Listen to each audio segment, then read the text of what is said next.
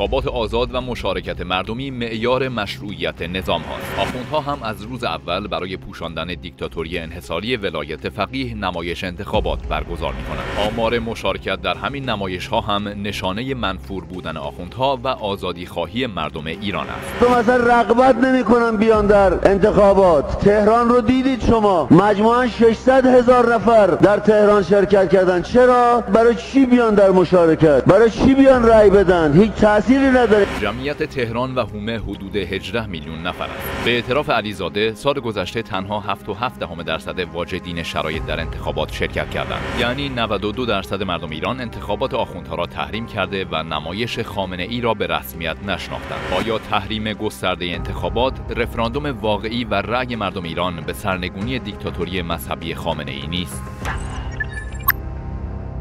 انتخابات آزاد و مشارکت